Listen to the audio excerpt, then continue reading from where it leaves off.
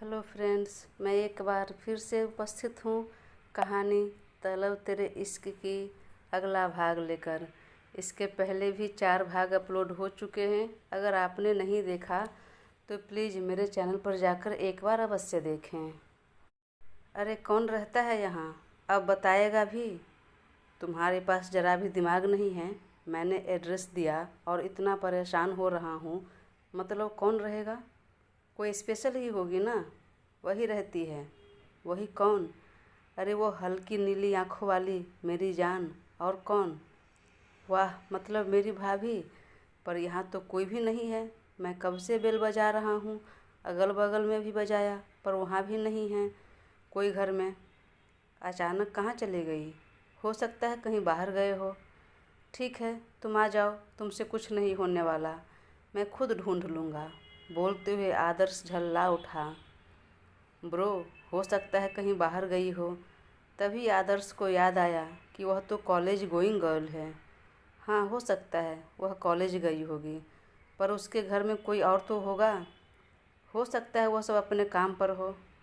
हाँ, हो सकता है। पर हाँ, एक बार शाम को फिर देख लेना। क्या है कि मुझे ऑफिस से आने में ज़रा देर हो जाएगी। ओके ब्रो, परेशान मत हो। अब पता चल गया तो मुझे एक बार क्या 10 बार भी आना पड़े तो मैं आऊँगा। आखिर अपने भाई को इस तरह बेचैन नहीं देख सकता मैं, बोलकर अक्षत वापस अपने बाइक पर बैठा और घर चला गया। इधर इंटरव्यू के लिए बैठी आरवी और सिद्धि दोनों वेट कर रही थी।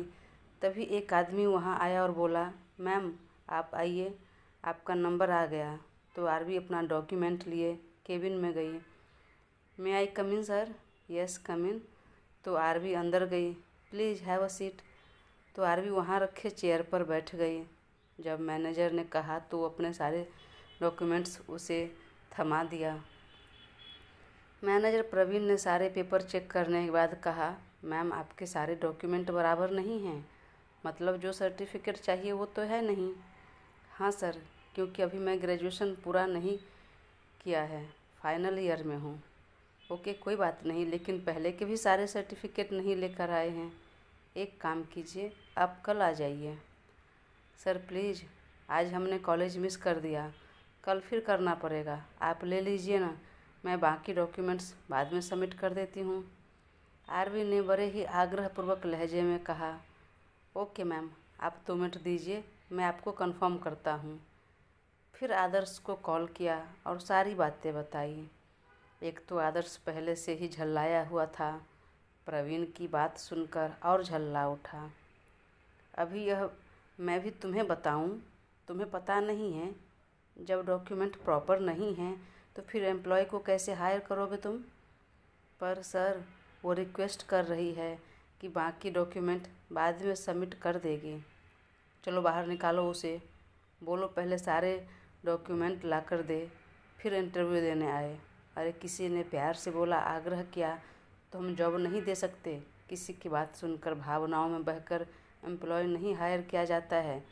उसकी डॉक्यूमेंट और योग्यता देखना है हमें, उसका चेहरा, उसकी मासूमियत, उसकी बातें, कुछ नहीं। समझे तुम? और फ़ोन रखो अभी के अभी। ओके सर, समझ गया। वह फिर फ़ोन रखा और आरवी की तरफ मुड़ते हुए कहा, सॉरी मैम, आप कल आ जाइए अपने डॉक्यूमेंट्स के साथ, अभी आपका इंटरव्यू नहीं होगा। जी ओके, मैं कल आती हूँ, बोलकर आरवी केबिन से निकल गई। तभी आवाज़ आई, नेक्स्ट कैंडिडेट। और नेक्स्ट कैंडिडेट सिद्धि ही थी। पर जब आरवी ने सारी बातें बता दी तो सिद्धि भी बोली, चलो अब हम कल फिर से आएंगे, मैं भी आज इंटरव्यू नहीं दूंगी। और दोनों बातें करते हुए वापस ऑटो रिक्शा लिया और सिद्धि के घर आ गई, क्योंकि आरवी फ़िलहाल दादी के साथ सिद्धि के घर पर ही रह रही थी। आरवी थोड़ी टेंशन में थी जॉब को लेकर, तो सिद्धि ने कहा, अरे मिल जाएगी, क्यों टेंशन ले रही है, यहाँ नहीं तो कहीं और।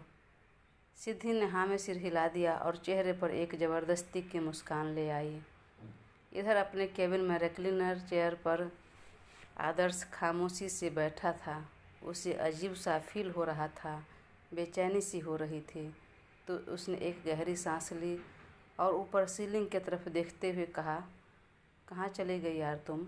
प्लीज़ एक बार मिल जाओ, बहुत याद आ रही है तुम्हारी, बहुत बेचैन हो रहा हूँ। ऐसा कभी नहीं हुआ पहले मेरे साथ, जो तुमसे मिलने के बाद, तुम्हें देखने के बाद हो रहा है।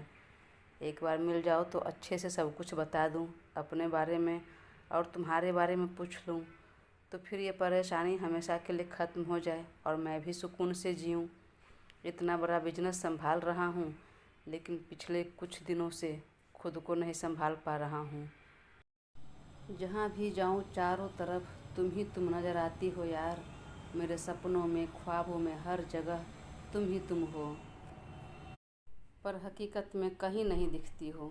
इस तरह क्यों लुका छिपी खेल रही हो जान? बोलते हुए चेयर से उठकर विंडो पर आ गया और एक सिगरेट निकाल लिया। पीने को जी कर रहा था, लाइटर भी निकाल लिया, पर फिर कुछ सोचकर वापस अंदर रख दिया और चेयर पर आकर बैठ गया।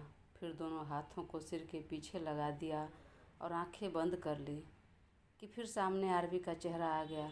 वह तुरंत आंखें खोली और बोला, नहीं, मैं यूँ खाली रहा तो उसी के ख्याल आते रहेंगे। मुझे काम में बिजी रहना है ताकि उसकी याद न आए। बोलकर उसने तुरंत अपने मैनेजर को फ़ोन किया और कहा, जिस लड़की का तुम इंटरव्यू ले रहे थे वह फाइनल हो गया क्या? अगर नहीं हुआ तो भेजो उसे मेरे केबिन में। सर वह तो चली गई। पर कब? अभी कुछ देर पहले। पर क्यों?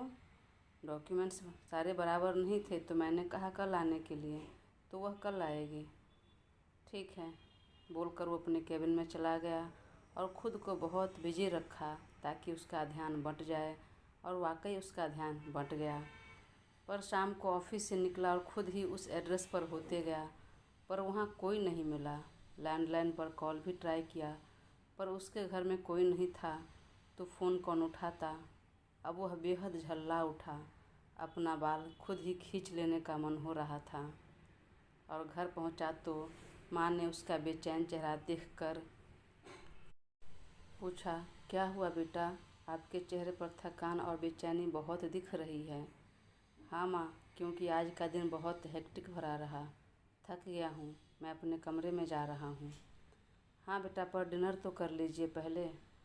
माँ, जी नहीं कर रहा है। खा लीजिए, पापा भी आ चुके हैं, आपका वेट कर रहे हैं कब से। तो पापा को कहिए ना खा ले। बेटा, वह आपके बिना नहीं खाएंगे और उन्हें आपसे कुछ बातें भी करनी हैं। कब से आप ढंग से बात भी नहीं हुई है आपसे। ओके मम्मा, मैं अभी चेंज करके आता हूँ। फिर वह कमरे में गया और फ्रेश होकर एक शर्ट और घुटने तक की लंबाई का निक्कर डाल दिया और डाइनिंग टेबल पर आ गया तो पापा और माँ ऑलरेडी बैठ चुके थे। आदर्श के चेहरे पर फैली मायूसी और बेचैनी देखकर कुलदीप जी ने कहा, आदर्श, एवरीथिंग ओके? जी डैड, ओके फाइन, पर मुझे आपसे कुछ बात करनी है। पापा, कल सुबह बात करें, फ़िलहाल मेरा बिल्कुल मन नहीं है, सोने जा रहा हूँ। ओके, नो प्रॉब्लम, फिर मॉर्निंग में ही हम बात करते हैं। और आदर्श वापस अपने रूम में आ गया और बेड पर जाकर लेट गया। कुछ देर लेटे रहा और जब नहीं नींद आई तो वापस उस खिड़की पर आ गया और आसमान में ऊपर चांद को देखने लगा। उसने एकटक कुछ देर तक चांद को देखा और मन में कहा, बहुत खुश हो रहे हो, मेरी चांद गायब हो गई तो। लेकिन चलो, ज़्यादा खुश मत हो, बहुत जल्द मैं ढूंढ लूँगा। बोलकर वह बेड पर आ गया और बाहों में तकिया दबाए आंखें बंद कर ली। काफ़ी देर तक नींद नहीं आई। फिर न जाने किस पहर में उसकी आंख लग गई। इधर आरवी और सिद्धि दोनों बातें कर रही थी जॉब के बारे में और अपने सारे डॉक्यूमेंट बार बार चेक कर रही थी, अच्छे से देख रही थी। तो दादी ने देख लिया और पूछा, क्या हुआ और यह सारे पेपर कहाँ लेकर जाना है, क्या करना है? तो आरवी ने बता दिया, दादी हम पार्ट टाइम जॉब फिर से शुरू कर रहे हैं। पर क्यों बेटा, क्या ज़रूरत है करने की? ज़रूरत है दादी, इस तरह खाली बैठे रहना अच्छा नहीं लग रहा है। तो फिर उसी कैफ़े में काम कर रही हो? नहीं दादी, उससे अच्छा मुझे कहीं और सैलरी मिल रहा है। ठीक है, पर आप कॉलेज से आने के बाद काम करेंगे तो काफ़ी देर नहीं हो जाएगा? नहीं दादी, 4 से लेकर रात के 9 बजे तक काम करूँगी, उसके बाद घर आ जाऊँगी। और भला मुंबई जैसे शहरों में 9 बजे कोई देर होती है? हाँ, फिर पढ़ाई भी तो करनी होगी। हाँ, सब मैं मैनेज कर लूँगी दादी। ठीक है मेरा बच्चा, जो भी कर रही हो संभल कर करना और भगवान उसमें आपको सफलता दें। दादी की बात सुनकर आरवी झट से उनके गले लग गई। लव यू दादी, आप बहुत अच्छी और सपोर्टिव हैं। तुम भी, दादी ने सीने से लगाते हुए कहा और माथा चूम लिया। आरवी सिद्धि के घर पर ही रह रही थी तो दोनों एक ही कमरे में सोती थी। अगली सुबह 6 बजे अलार्म बजा तो आरवी की आंख खुली तो देखा बाजू में सिद्धि टेडी बियर पकड़े गहरी नींद में सो रही थी। उसने एक दो बार आवाज़ लगाकर उठाया, पर जब नहीं उठी तब वह जाकर फ्रेश हो गई और रसोई में जाकर सबके लिए चाय बना दी। फिर अपने और सिद्धि के लिए 2 कप चाय लेकर कमरे में आई तो देखा सिद्धि वैसे ही टेडी बेयर पकड़े अब भी गहरी नींद में सो रही थी। तो उसने उसका सिर पकड़कर हिलाया, पर जब नहीं उठी तो ज़ोर से तकिया खींच लिया। चल उठ, 7 बजने को आ गए, फटाफट रेडी हो। इंटरव्यू अगर समय से हो गया तो हम कॉलेज के क्लास भी अटेंड कर लेंगे। चलो अब उठो जल्दी। सारी बातें सुनकर सिद्धि ने आँख मलते हुए उठकर बैठी और अगले ही क्षण वापस बिस्तर पर लेटते हुए कहा, थोड़ी देर और सोने दो ना। पर क्यों, रात में सोई है ना? ऐसा तो नहीं है कि देर रात तक जगी थी, पढ़ाई कर रही थी। हाँ, देर रात तक पढ़ाई तो नहीं कर रही थी, पर सपने देख रही थी। बहुत खूबसूरत सपना देखा मैंने। बता, क्या देखा? यही कि वो आदर्श खन्ना मेरे जीजू बन गए हैं, यानी कि तुमसे उनकी शादी हो गई है। देख, अब एक बार भी उसका नाम लेकर चिढ़ाया ना तो सच्ची बोलती हूँ, गरम चाय है तुम्हारे ऊपर डाल दूँगी। नींद के साथ दिमाग भी खुल जाएगा। अरे मैं क्यों उस गुंडे से शादी करने जाऊँगी? उससे शादी करने की नौबत आए, इससे अच्छा मैं कुंवारी रहना पसंद करूँगी। अब तक सिद्धि की आंखें भी खुल चुकी थी तो उसने भी आरवी की तरफ देखते हुए कहा, इतना भी झूठ बोलने की ज़रूरत नहीं है। मोबाइल में फ़ोटो रखती है, उसका नाम सुनते ही गालों पर लाली छा जाती है और तब भी उसे गुंडा कहती है। मान लो कभी अचानक तुम्हारे सामने आ गया और तुम्हारी कलाई पकड़ ली तो? इतनी भी डरपोक नहीं हूँ मैं। एक हाथ पकड़ लेगा तो दूसरे हाथ से थप्पड़ मार दूँगी। अगर दोनों हाथ पकड़ लिया तो दोनों लात से मार दूँगी। कहीं ऐसा न हो कि तू उसमें खो जाए। देख, सुबह सुबह बकवास करने की ज़रूरत नहीं। चाय लेकर आई हूँ, पी ले, फिर फ्रेश होकर जल्दी निकलते हैं। अब अगर नहीं उठी या फालतू की बकवास की तो पक्का गरम चाय में तेरी उंगली डुबो दूँगी। और फिर उंगली पकड़कर धीरे से कप के बाहर छुआ दिया तो सिद्धि चौंकते हुए बोली, ये पागल क्यों जला रही है? अब आदर्श खन्ना तेरा दिल जला रहा है तो क्या तुम मेरी उंगली जलाएगी? चल चुप कर और कहा ना उसका नाम मत लेना। क्यों? पता नहीं यार, उसका नाम लेते ही उसका चेहरा इमेजिन करते ही अजीब सा होने लगता है मुझे, क्योंकि तुम्हें उससे प्यार हो गया है। सुबह सुबह दिमाग में ज़्यादा फालतू बातें आने लगी है। चल फटाफट रेडी हो और हम निकलते हैं। तब सिद्धि फ्रेश होने के लिए जाने लगी तो आरवी ने एक चपत लगाते हुए कहा, अरे चाय तो पी ले, वरना जब तक तू फ्रेश होकर आएगी तब तक चाय ठंडी हो गई रहेगी और मैं दोबारा गर्म करने वाले में से नहीं हूँ। तब सिद्धि ने पहले चाय पी और कुछ देर बाद फ्रेश होने चली। तब तक चंदा जी ने दोनों के लिए टेबल पर नाश्ता लगा दिया। कुछ देर में दोनों रेडी होकर आई। आरवी हमेशा की तरह सलवार कुर्ता और दुपट्टा कैरी किया, लंबे बालों की चोटी बनाई और मेकअप के नाम पर आँखों में हल्का काजल, एक छोटी सी बिंदी लगा लिया। वह गजब की खूबसूरत दिख रही थी इसमें। फिर दोनों एक साथ बैठकर नाश्ता किया और एक बार फिर अच्छे से सारे डॉक्यूमेंट चेक करके फाइल रखा और माँ और दादी से विदा लेकर घर से बाहर निकली और ऑटो में बैठकर इंटरव्यू देने के लिए विदा हो गई। इधर आदर्श सोकर उठा तो उसकी आंखें लाल हो चुकी थी, सर थोड़ा भारी लग रहा था। उसे देखकर पता चल रहा था कि उसे रात में ठीक से नींद नहीं आई है। उसने खुद को देखा और कुछ देर जाकर जिम में चला गया। इधर नाश्ते के टेबल पर कुलदीप जी और दीपा जी काफ़ी देर से आदर्श का वेट कर रहे थे। जब काफ़ी देर हो गई कुलदीप जी ने घड़ी पर नज़र दौड़ाई और कहा, दीपा, बेटा अब तक नाश्ते के टेबल पर आया नहीं, क्या कर रहा है? कहीं फिर से सोया तो नहीं रह गया? पता नहीं, मैं जाकर देखती हूँ। कल रात को भी उसका मूड कुछ ठीक नहीं लग रहा था। मैं जाकर देखती हूँ। नहीं, तुम रहने दो, मैं जाकर देखता हूँ। और वह कमरे में गए तो बेड पर नहीं था। अरे, यह तो उठ चुका है, फिर कहाँ है? मन में बोलते हुए जिम में जाकर देखा तो आदर्श ट्रेडमिल पर दौड़ रहा था। उसने अपने हाथ में बंधी घड़ी देखी, फिर आदर्श को देखा और हाथ बांधे कुछ देर तक दरवाजे पर खड़े रहे। फिर अंदर जाकर उन्होंने ट्रेडमिल का स्टॉप बटन दबा दिया। धीरे धीरे ट्रेडमिल स्लो होने लगा। तब आदर्श को होश आया। वह ट्रेडमिल से उतरा और टॉवेल से पसीना पोंछते हुए बोला, पापा, मैं आ ही रहा था। वही तो मैं देख रहा हूँ बेटा, तुम कब से आ रहे हो। मैं और तुम्हारी माँ कब से इंतज़ार कर रहे हैं नाश्ते की टेबल पर। 1 घंटे से ऊपर हो गया, पर तुम्हारा कोई अता पता नहीं है। और आपका बॉडी तो एकदम सुडौल है, परफेक्ट है। फिर इतनी देर तक जिम में पसीना बहाने का कारण जान सकता हूँ बेटा?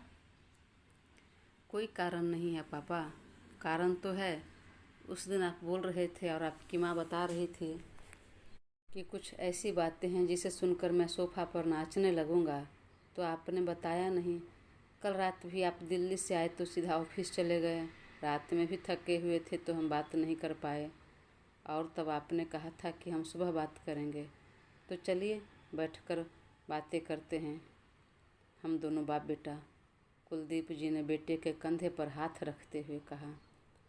अब तक आरवी के बारे में पता नहीं चला था, तो आदर्श की जो झुंझलाहट बढ़ी हुई थी उस पर कंट्रोल करते हुए कहा, कोई ख़ास बात नहीं, बस वही डील के बारे में जो हम बात करने वाले थे, वही बात है पापा। अगर वही बातें हैं तो फिर आप इस तरह नज़रें क्यों चुरा रहे हैं? नहीं बताना चाहते हैं तो ठीक है, मत बताइए, पर कम से कम इतना तो बता दीजिए, कौन है वो लड़की जिसने मेरे बेटे की ये हालत कर दी है? कौन है वह जो मेरे बेटे पर इतना जुल्म कर रही है, जिसके प्यार में पड़कर मेरा बेटा दिन रात की चैन, नींद, सुकून सब गंवा बैठा है? ज़रा मैं भी तो देखूं, मैं भी तो जानूं उसके बारे में। कौन है वह खूबसूरत हसीना जिसने मुश्किल कर दिया है मेरे बेटे का जीना? पापा की बात सुनकर अब की बार आदर्श हंस दिया। वाह पापा, आप तो शायर हैं, अच्छी शायरी कर लेते हैं। और भी बहुत अच्छा कर लेता हूँ बेटा। चलिए पहले बताइए क्या परेशानी है, हम मिलकर उस परेशानी का हल ढूंढते हैं। वैसे पापा, किसने कहा आपसे ये सब? माँ ने? किसी ने नहीं कहा। फिर कैसे? आपको क्या लगता है मुझे इसके बारे में ज़रा भी एक्सपीरियंस नहीं होगा? मेरे बेटे में जो अचानक पिछले कुछ दिनों से बदलाव आया है, क्या मैं नोटिस नहीं कर रहा हूँ, नहीं समझ रहा हूँ? मुझे सब समझ में आ रहा है बेटा कि आपको प्यार हो गया है, और यह तो वाकई बहुत अच्छी बात है। और यह जो चेहरे पर बेचैनी, परेशानी, नींद नहीं आना, भूख नहीं लगना, सब इसके ही लक्षण तो हैं। इसे कैसे हैंडल करें, चलिए आपको डिटेल में बताता हूँ। आदर्श अब की बार खुश होते हुए पिता के गले से लगते हुए कहा, डैड, माय सन, वैसे आप तो सब बताएंगे, पर उस दिल चुराने वाली का नाम क्या है? आदर्श ने ज़रा मुस्कुराते हुए कहा, डैड, पहले मैं झटपट शावर लेकर आता हूँ, फिर बात करते हैं। नाश्ते का टाइम ओवर हो रहा है। माँ हाइपर हो गई तो फिर हम दोनों की खैर नहीं। ओके बेटा, मैं नाश्ते के टेबल पर आपका इंतज़ार कर रहा हूँ, जल्दी आइए। बोलकर कुलदीप जी निकल गए तो आदर्श भी तुरंत बाथरूम में घुस गया और शावर ऑन कर नीचे खड़ा हो गया। पानी की बूंदें चेहरे से होते हुए उसके टोन्ड चेस्ट पर फिसलने लगी। वह बालों में उंगलियां फिराते हुए मन में बोला, क्यों जान, आखिर कब तक ख्वाबों में ही मुलाकात होगी, हकीकत में कब देखोगी? इस तरह ख्वाबों में आकर कब तक पागल बनाती रहोगी? आदर्श कुछ देर तक शावर लिया, फिर बाथरोब पहनकर कमरे में आया और क्लोसेट रूम में जाकर चेंज किया। बिजनेस सूट पहन रहा था, पर न जाने क्या सूझा, एक ब्लैक टी शर्ट और नीचे ब्लू जींस डाल लिया और नीचे आया। उसने कह तो दिया कि आपसे बात करते हैं, पर वापस डैड से बात करने में थोड़ी शर्म आ रही थी। अगर पूछेंगे तो मैं क्या कहूँगा? मैंने तो बस उसे 1-2 बार देखा है, नाम तक नहीं पता। वह कहाँ रहती है, वह एड्रेस मिला भी तो वहाँ से वो गायब है। और मैं जो भी तुम्हारे बारे में सोचता हूँ, फील करता हूँ, वह सब तो एक तरफ़ा है। तुम मेरे बारे में क्या सोचती हो यह तो मुझे पता भी नहीं है। अगर पापा को बता दिया और तुम नहीं मिली तो फिर क्या होगा? पापा तो मुझे पागल ही समझेंगे। नहीं नहीं, मिलना तो होगा तुम्हें। बोलते हुए उसने अपने हाथ में रिस्ट वॉच बांधी और मोबाइल लेते हुए नीचे टेबल पर आए तो पापा और माँ अब तक इंतज़ार कर रहे थे। मम्मी पापा, आप मेरा वेट क्यों कर रहे थे? आपको नाश्ता कर लेना चाहिए था। वैसे भी सुबह सुबह मुझे कुछ ज़्यादा खाने को जी नहीं करता। कैसे जी करेगा? जब नया नया प्यार हो तो कुछ ऐसा ही होता है। कोई बात नहीं बेटा, मेरे साथ भी कुछ ऐसा ही हुआ था जब आपकी माँ को हम पहली बार देखा था। और दूसरी बार देखने की आस में जब महीनों बीत गए तो कुछ यूं ही बेचैनी रहती थी चेहरे पर। बगल के चेयर पर बैठी दीपा जी ने सारी बातें सुनी तो कुलदीप जी के थाइस पर एक मुक्का मार दिया। चुप रहिए, बेटे के सामने कैसी बातें कर रहे हैं। तो कुलदीप जी ने चुपके से अपनी पत्नी की तरफ देखा और एक आंख दबा दी। दीपा जी ने तुरंत चेहरा फेर लिया।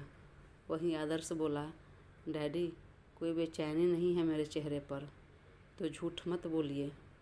पापा हूँ आपका और आपसे ज़्यादा एक्सपीरियंस है मुझे। यह बिखरे बाल, आंखें लाल, बेचैन चेहरा, भूख नहीं लगना, यह सब लक्षण प्यार में पड़े इंसान के होते हैं बेटे, और यह मैं आपको ऑलरेडी बता चुका हूँ। पापा, आप ये क्या बोल रहे हैं? बिल्कुल सही बोल रहा हूँ। और चलिए नाश्ता कीजिए। और हाँ, अगर आपका प्यार कहीं खो गया है, मेरा मतलब नहीं मिल रही है, तो मैं I help you? No dad, ज़रूरत नहीं है। वैसे बताइए तो कौन है? एक ही बार मिला हूँ, दोबारा मुलाकात भी नहीं हुई, कोई बात नहीं हुई। नो प्रॉब्लम बेटे, धीरे धीरे यूँ ही प्यार को बढ़ाना है, फिर हद से गुजर जाना है, जैसे हम दोनों गुजर गए थे। क्या बेशर्म इंसान हैं आप, बेटे को यह सब बात बता रहे हैं। तो क्यों न बताऊं, हमने भी तो ऐसा ही किया था। आखिर बेटा भी तो अपने पिता के ही पद चिन्हों पर चलेगा ना। बोलकर सब हंसने लगे तो आदर्श ने बस हल्का सा नाश्ता किया और अपना बैग लिया, फिर पिता के गले लगा और माँ का आशीर्वाद लिया और निकल गया। बाहर वैभव कार लेकर खड़ा था तो वो कार में बैठा और आज के काम का शेड्यूल चेक करते हुए निकल गया। पर जाते जाते वो एक बार फिर उस एड्रेस पर होकर गया, लेकिन वह वहाँ नहीं थी।